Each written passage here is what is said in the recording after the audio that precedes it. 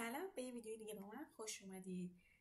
من توی قسمت میخوام چند تا از کارهایی که میشه روی یه دونه شیکر رو بهتون نشون بدم. کارهای ساده‌ایه، مثلا جابجا کردن، چرخوندن یا تغییر ابعاد دادن بهتون نشون بدم. حالا بریم که با هم دیگه ببینیم. خب مثل همیشه رو دکمه جنرال کلیک میکنیم. گفتم که با دکمه وسطی موس میتونیم جهات مختلف شی رو ببینیم. ما اگر رو دکمه جی روی کیبوردمون کلیک کنیم میتونیم شیمون رو تغییر بدیم و اگه پشیمون شدیم و خواستیم شیمون تو همون جایگاه اولش برگرده فقط کافیه کلیک راست کنیم.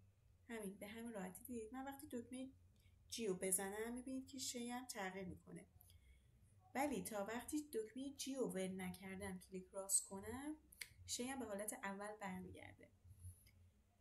و ما 3 تا جهت داشتیم X, Y و Z. همین دکمه ها رو اگه روی کیبوردمون با دکمه G همزمان نگه داریم شیمون تو این راستا حرکت میکنه.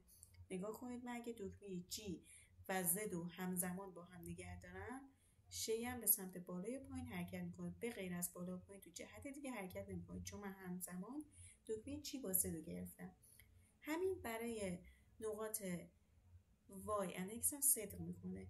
نگاه کنید، من دکمه G و X رو بگیرم شیم عقب جلو میشه، راست کلیک شیم برگرده سر جای اولیش و X و G و Y شیم چپ و راست میشه. حالا ما اگه دکمه R روی کیبوردمون رو کلیک کنیم میبینید که شیمون میچرخه و اگه دوباره واسه اینم راست کلیک کنیم شیمون به حالت اول برمیگرده. و همینطور اگه ما با دکمه R دکمه Z, Y, X هم نگه داریم شیمون تو این جهات چرخش پیدا میکنه. مثلا دکمه R و X، ببینید شیمون فقط به جهت X میچرخه، یا R و Y. حالا یکی از چیزهای دیگه که میخواستم بهتون بگم اسکیل یعنی اینکه ابعاد شیمون رو ما تغییر میدیم و با دکمه S روی کیبوردمون این اتفاق میفته. ما اگه S رو نگه داریم میبینیم که شیمون بزرگ و کوچیک، با حرکت موس ما بزرگ و کوچیک میشه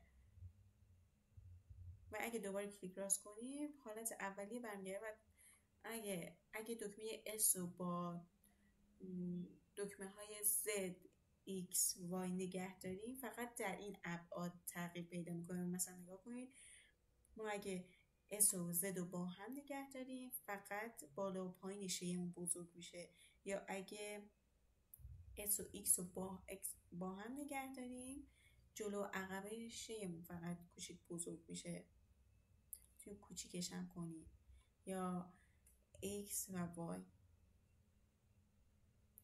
میبینید اینم از ویدیو امروز. امیدوارم که لذت برده باشید.